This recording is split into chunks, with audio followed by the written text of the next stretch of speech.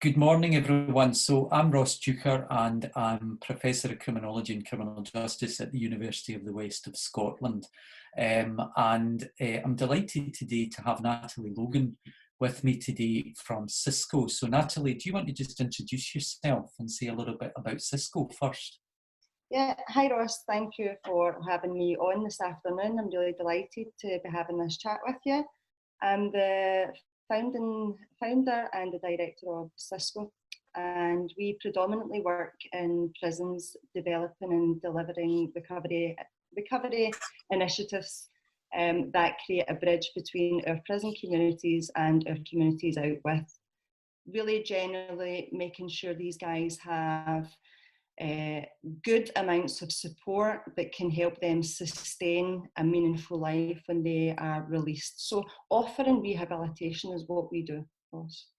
The other thing I was going to ask you about was, obviously in Berlin and in Shots, there's a lot of lifers. What are the particular challenges that these lifers are facing just now? Probably the biggest challenge for the lifers is the fear of the unknown just now. The whole system has stopped. Social work are not taking any risks. They're not out. We call it training for freedom when they start to move up to national top end. So these guys are not getting out to train for freedom. They're not getting out to their work placements, which is quite right. We have to stop it with Covid-19. But when we stop something, Ross, we should always implement an alternative for individuals. So although the lifers have stopped their work placements, why are we not implementing a bit of education for them just now? Why are we not giving them, why is there not something in between? Because this might impact the guys being out. I've got a guy that's due to go up to the castle right now. His paperwork's there. He won't progress just now, Ross. Mm-hmm. So if we're in isolation till December, that is another 9 months on that guy's sentence. He doesn't deserve that. He'll never get that 9 months back. Who's going to give him that 9 months back? He's an armed robber. He's a prisoner. We don't care if it's 9 months out of his life. So that's their biggest fear just now, is their progression. Right. Yeah, that's interesting. And what about, it was interesting to see the announcement a couple of weeks ago about the early release of some of the prisoners in Scotland. What do you think about that policy? Is that a good policy, or are there challenges coming with it in terms of what happens to these guys once they get out into the community? Do you know what, on this one, Ross, I actually take my hat off to Hamza Yusuf. I think that was a really, really, really tough call. I know that Jerry at First Time Inside is running his hashtag one prisoner, one cell just now, which I think is great. How do you 1,500 prisoners in Berlin? So if we're going to say one prisoner, one cell, we're going to half those numbers down. Mm-hmm. So we know that we're not going to look at the sex offenders, which is say 250 prisoners. We know we're not going to look at the lifers, which is say 50, 60. So you're going to take 700 prisoners from general population. Bearing in mind, maybe 500 of these guys have copious amounts, and I mean copious amounts of traumatic events that have happened to them. So they use any illicit substance. You're going to put 500 prisoners out to the community with zero supports, no financial stability, no housing. Maslow tells us this. We need all these stuff. We need all these needs met so that we can live a meaningful life. You're going to put these guys out without all their needs met. The reality is you're getting all those guys back to prison again. Mm-hmm. So what's the substitute for them? If they commit a crime, what's going to be done? Mm-hmm. It's a revolving door, Ross. It's a revolving door. Yeah. And what about the other thing that I wondered about was the methadone policy? What do you think about how that's working and the impact that's having on many of the men in prisons? I'm disgusted about our policy around methadone, Ross. I really am. I have researched methadone, I think, until I have just made myself sick with it. Again, last year when I was campaigning about trying to change our approach to drugs, what I've seen with methadone, it makes money in you can agree or disagree all you want. Berlin is one of the biggest distributors of methadone. It comes in barrels into Berlin. And what we do is my experience is, if you have your care manager and you're on 40 mils of methadone and you go to your care manager and you tell her, I'm still using drugs, I can't stop. I'm only using drugs because I'm traumatised, not because I want more methadone to suppress every emotion that I've got. My care manager is going to say, if you're still using, we'll need to put your methadone up. So we'll put it up maybe to 80. That's what's happening with me. And people then don't have a voice. You know, a lot of my clients didn't know that they could go to their care manager and say, I want to detox and I want to start coming down today. Because they've never had the voice, they've never had the power. They just, you know, you're a Churchill dog when you're in the system, Ross. You just nod and agree. Through fear of being stricken off your prescription, through fear of, you know, so you just nod and agree. Methadone doesn't help people. It just kills your emotional well-being. So people don't get the opportunity to get better, because you need to get better up here in your head, and you can't do that if you're still using methadone. It's a mind-altering substance, no matter what way we look at it. So you need to be really clean and sober to have clean thinking, Ross. Yeah. And these guys are not getting that opportunity. They're just not. And presumably, you know, if they're still on methadone and they're reaching the end of their sentence, they're released, they're still addicted. So it's going to lead them into reoffending in some cases. So you're still going to have the same behaviours that addiction brings you, whether it's with methadone or Subutex or diazepam or heroin. It's the thinking process. It all starts up here. So when you're using drugs, you have that dishonest thinking. Do you think, I mean, what do you think needs to happen in prison? Do you think, for instance, there needs to be like drug-free areas in prisons with, you know, mentoring and rehabilitation, very focused and intensely on those things? And do you think that would be something that would work? You know what, Ross? I've been banging on about this for 5 years now.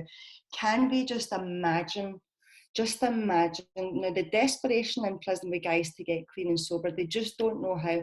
So let's just imagine for a minute that you have 40% of prisoners that really, really are sick of using drugs. They just don't know how to get better. Imagine we put them into drug-free prisons. Imagine within those drug-free prisons, we had trauma counsellors that could really look at the root pain of the reason why they're sticking needles in their arms and groins. Imagine after that, if we could then look at some grief counselling.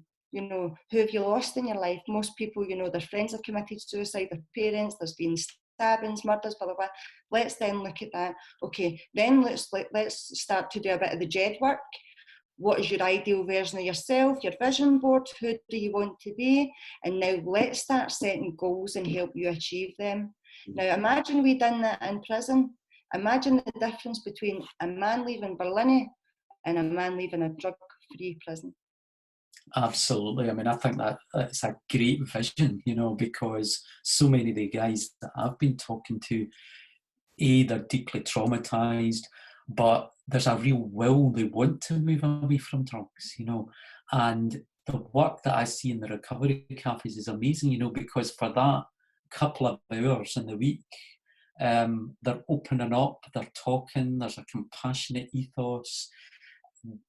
Think about what could be achieved if we had that everywhere in a prison. It would just be amazing.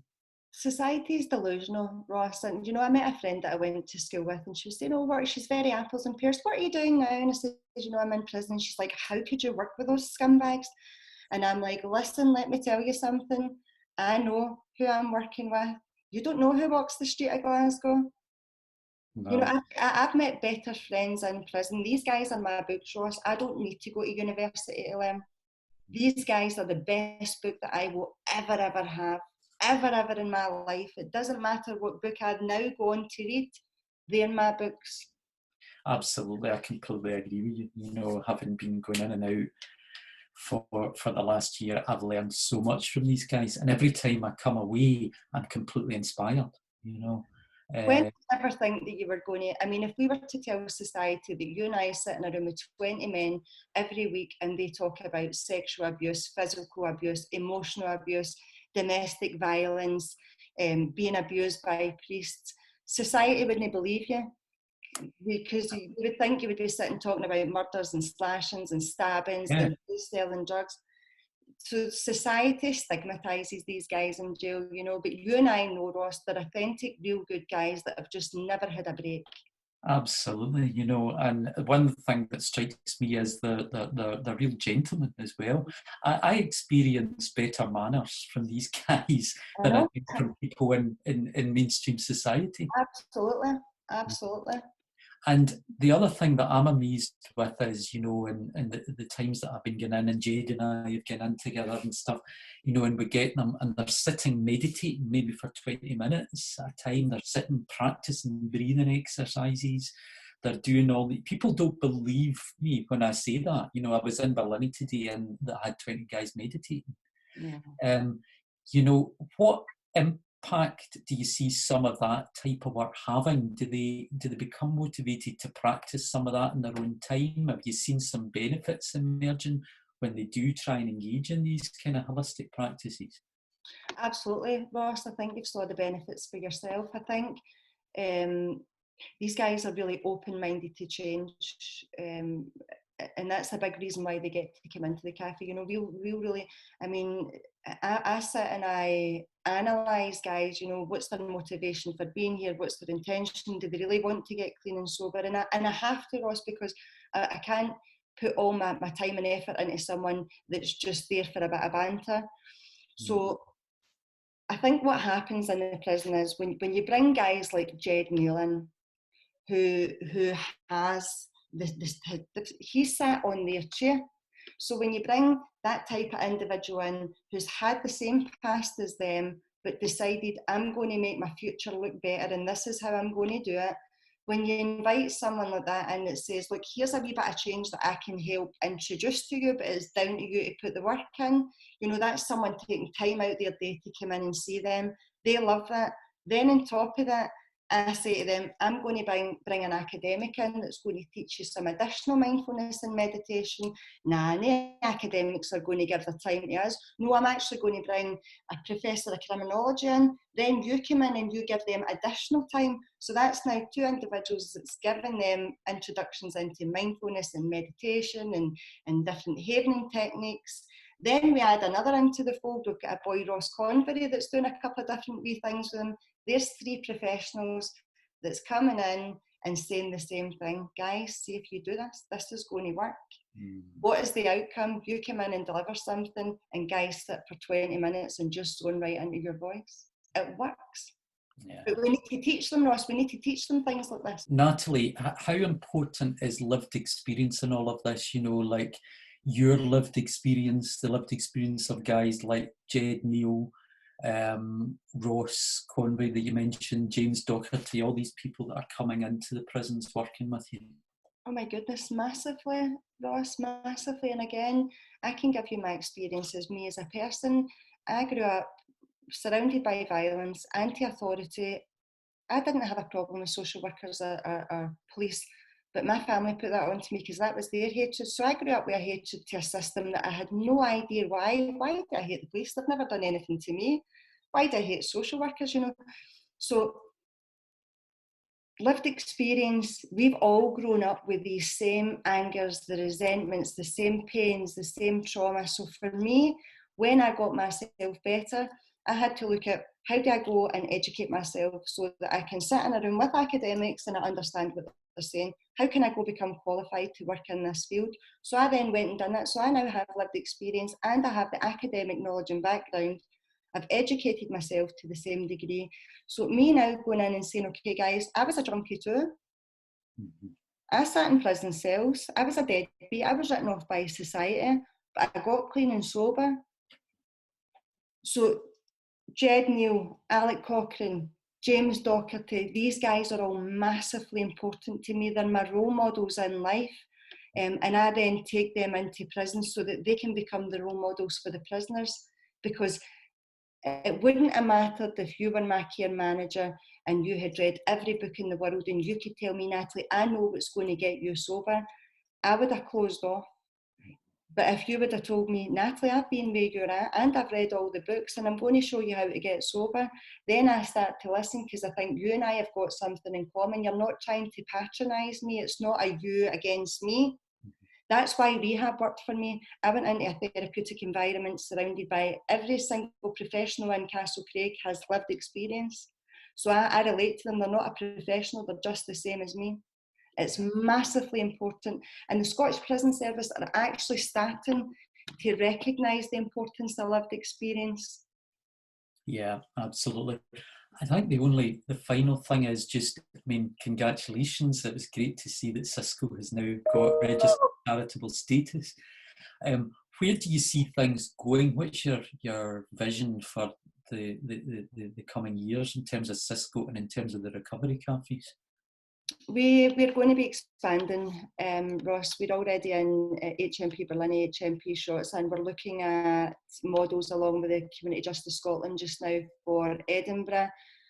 Me just now, I believe that we need a hub in the community. You know, my guys really trust me, they build a relationship with me, but then I have no space in the community where they can come. I can't offer them a safe environment where they leave. So for me, it will be getting a hub in the community and getting better aftercare.